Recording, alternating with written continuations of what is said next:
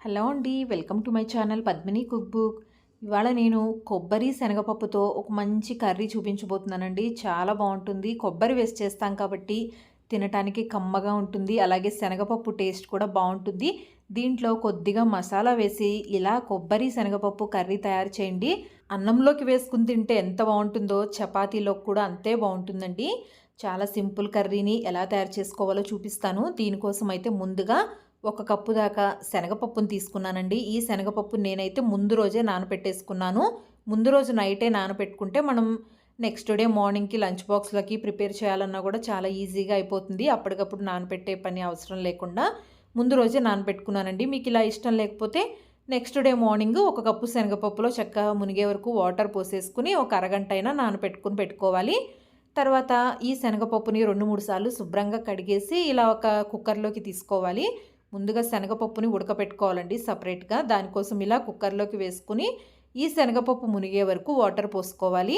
అంటే కొలతేమీ లేదండి వాటరు. చక్కగా పప్పు మునిగే వరకు వాటర్ పోసుకొని 2 విజిల్స్ వస్తే సరిపోతాయి. మరీ ఎక్కువగా ఉడికినా కూడా మెత్తగా అయిపోతుంది. కాబట్టి 2 విజిల్స్ వస్తే సరిపోతుందండి. తర్వాత ఇందులోకి నేను ఒక అరచిప్ప దాకా కొబ్బరిని తీసుకున్నానండి. చక్కగా పచ్చి కొబ్బరిని ముక్కలుగా కట్ చేసుకొని పెట్టుకోవాలి. ఇక్కడ నేను చూపించిన విధంగా పైన ఉన్న బ్రౌన్ పార్ట్ మొత్తం కట్ చేసేసుకుని ఓన్లీ లోపల ఉన్న వైట్ కలర్ కొబ్బరిని మాత్రమే ఇలా ముక్కలుగా కట్ చేసుకున్నానండి. లేతదైతే గనక బ్రౌన్ పార్ట్ కూడా తీసుకోవచ్చు. ఇక్కడ నేను తీసుకున్న కొబ్బరికాయ అయితే కొద్దిగా ముదురుగా ఉందని నేను పైనున్న బ్రౌన్ పార్ట్ మొత్తం పీల్ చేసేసుకున్నాను. వాటిని ఇలా ముక్కలుగా కట్ చేసి పెట్టుకున్నానండి. ఇప్పుడు దీనిని ఒక మిక్సీ జార్లోకి తీసేసుకుని ఈ కొబ్బరిని కూడా చక్కగా మెత్తగా గ్రైండ్ చేసుకోవాలి. వాటర్ ఏమీ వేయకుండానే మెత్తగా గ్రైండ్ చేసుకోవాలండి. మీ దగ్గర కొబ్బరి తురిమేది ఉన్నా కూడా తురుముకోవచ్చు. తర్వాత కర్రీ తయారు చేసుకోవడం కోసం స్టవ్ వెలిగించి బాండీ పెట్టుకోవాలి. అందులోకి ఒక 2 టేబుల్ స్పూన్ల దాకా ఆయిల్ వేసుకోవాలండి. తర్వాత ఇందులోనే పోపు గింజలు వేసుకోవాలి. కొద్దిగా పచ్చిశనగపప్పు, అలాగే మినపప్పు, కొద్దిగా ఆవాలు అన్నీ నేను ఇక్కడ ఒక్కొక్క టీ స్పూన్ తీసుకుంటున్నానండి. 1 టీ స్పూన్ దాకా జీలకర్ర వేసుకోవాలి. ఈ కర్రీలో ఇంగువ కూడా వేసుకోవాలండి. ఇంగువ ఫ్లేవర్ కూడా చాలా బాగుంటుంది. మీకు ఇష్టం లేకపోతే ఇంగువ లేకుండానే వేయించుకోవచ్చు. ఇప్పుడు ఇంగువ కూడా వేసుకుని పోపు మొత్తం ఇలా వేయించుకోవాలండి. పోపు వేగిన తర్వాత 1 కప్పు దాకా సన్నగా కట్ చేసుకున్న ఉల్లిపాయ ముక్కలు, అలాగే కారానికి తగినట్టుగా ఒక 2-3 పచ్చిమిర్చి, కొద్దిగా కరివేపాకు తీసుకుని వీటిని చక్కగా లో ఫ్లేమ్లో పెట్టుకుని ఈ ఉల్లిపాయల్ని మంచి కలర్ వచ్చే వరకు వేయించుకోవాలండి. ఈ కర్రీని పండగలప్పుడు చేసుకోవాలి అనుకుంటే ఉల్లిపాయలు వేయకుండా కూడా తయారు చేసుకోవచ్చండి. ఈ ఉల్లిపాయలు ఇలా బ్రౌన్ కలర్లో చక్కగా మనకి వేగిపోయిన తర్వాత 1 టీ స్పూన్ దాకా అల్లం వెల్లుల్లి పేస్ట్ వేసుకోవాలి. ఒకసారి కలుపుకుంటూ ఈ అల్లం వెల్లుల్లి పేస్ట్ కూడా పచ్చివాసన పోయే వరకు వేయించుకోవాలి.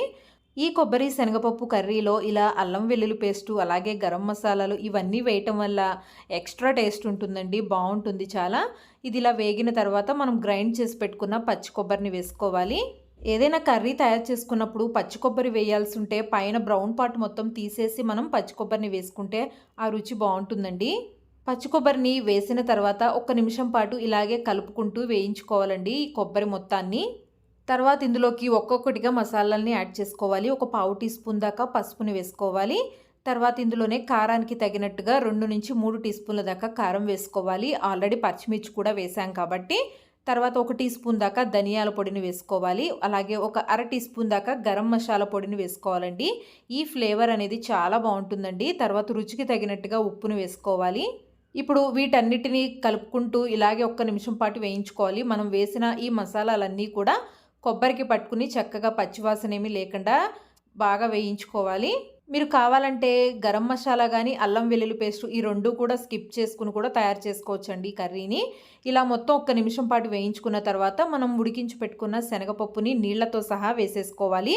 అంటే ఇక్కడ నేను ఎక్కువగా వాటర్ పోసుకోలేదు కాబట్టి కొద్దిగా వాటర్ మాత్రమే ఉన్నాయండి, అందుకనే వేసుకున్నాను. మీరు శనగపప్పు ఉడకపెట్టుకోగా వాటర్ బాగా ఎక్కువ ఉంటే గనక పప్పు మాత్రమే వేసుకోండి.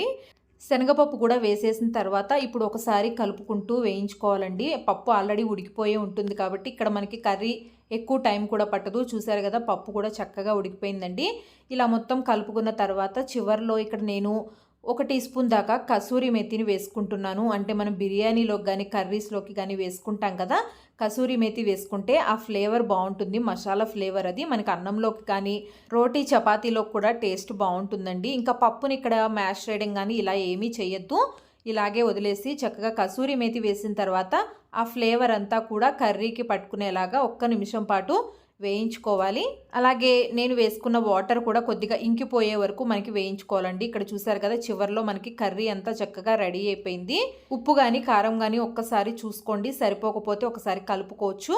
చూసారు కదా, కొబ్బరి శనగపప్పు కర్రీ ఎంత బాగుందో. అలాగే తినటానికి టేస్ట్ కూడా అంతే బాగుంటుందండి. మనకి ఇది చల్లారిన తర్వాత పొడి పొడిలాడుతూ బాగుంటుంది. మనం ముందుగానే మరీ గట్టిగా తయారు చేసుకుంటే అది చల్లారిన తర్వాత కొబ్బరి కాబట్టి కొద్దిగా ఎండినట్టుగా అయిపోతుందండి. అందుకే ముందుగా కొద్దిగా వాటర్ పోసుకుని తయారు చేసుకుంటే మనకి ఇది చల్లారిన తర్వాత కూడా తినటానికి పర్ఫెక్ట్గా ఉంటుంది.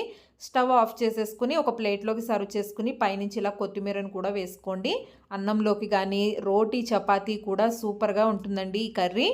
కొబ్బరి వేసి చేస్తాం కాబట్టి కమ్మగా ఉంటుంది. ఆ శనగపప్పు ఫ్లేవర్ కానీ చాలా బాగుంటుంది. ఏ వెజిటేబుల్స్ లేకుండానే అప్పటికప్పుడు సింపుల్గా టేస్టీగా కర్రీని తయారు చేయాలి అనుకుంటే ఇలా శనగపప్పు కొబ్బరి కర్రీని తయారు చేయండి. వీడియో ఎలా ఉందో కూడా కమెంట్ చేసి చెప్పండి. Thanks for watching.